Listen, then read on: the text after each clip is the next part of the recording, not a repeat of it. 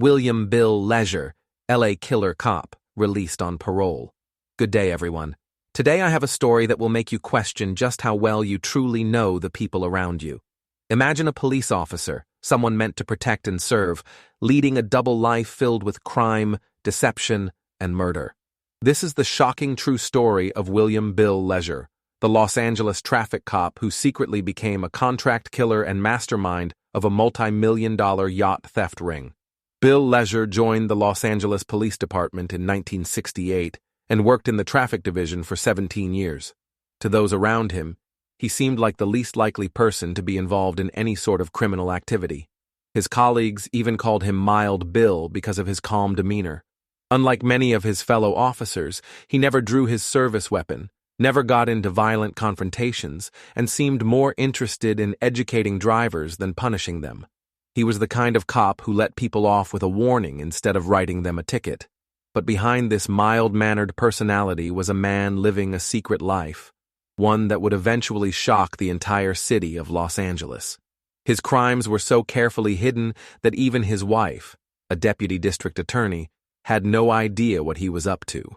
He seemed like an ordinary officer, but what he was really doing when he was off duty was nothing short of terrifying. It all started with stolen yachts.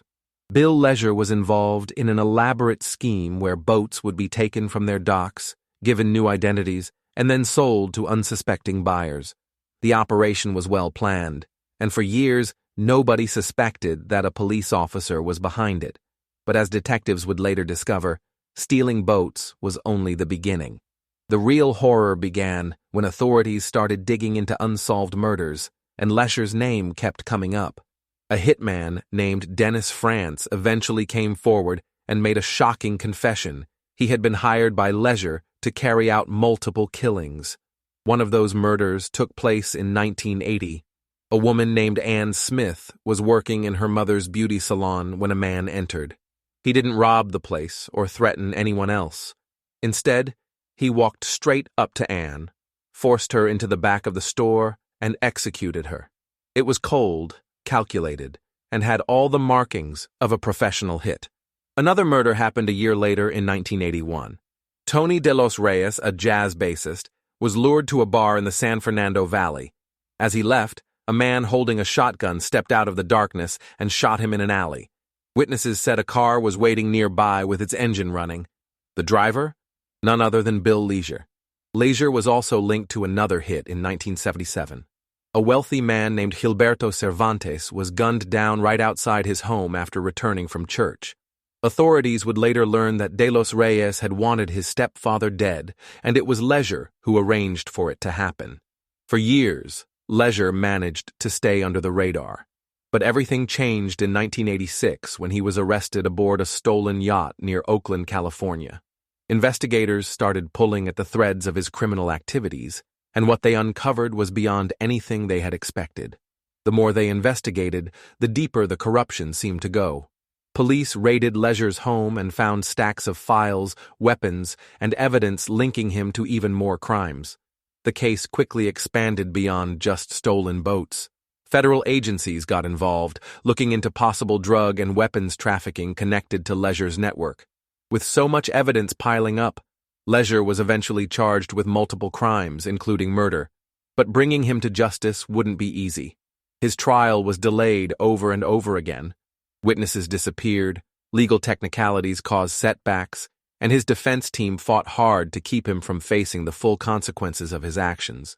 It wasn't until 1991 that he finally went to trial. The prosecution had strong evidence, but the jury couldn't reach a unanimous verdict. After months in court, the trial ended in a mistrial. Then, later that year, Leasure made a surprising move. He pleaded no contest to 2 counts of second-degree murder. He was sentenced to 2 consecutive life terms in prison. But as we've seen before, the justice system doesn't always keep criminals locked away forever. After serving several decades behind bars, William Bill Leasure was granted parole. Although his release was initially blocked in 2020, a new decision allowed him to walk free on March 5, 2025. His release has left many people disturbed. A man who once used his position as a police officer to commit horrific crimes is now back in society. People who remember his case are questioning how someone responsible for multiple murders and years of criminal activity could ever be released. The story of Bill Leasure is a chilling reminder that not everyone is who they appear to be. He wore the badge of an officer, but behind closed doors he was living a life of crime. The people he worked with, the public he was meant to serve, they all trusted him, never realizing he was using that trust as a cover for something much darker. As you go about your daily life, remember this. Sometimes the most dangerous people aren't the ones lurking in the shadows. Sometimes they're the ones who blend in so well that you never see them coming. Thank you for joining me tonight. Stay safe and remember, not everything is as it seems.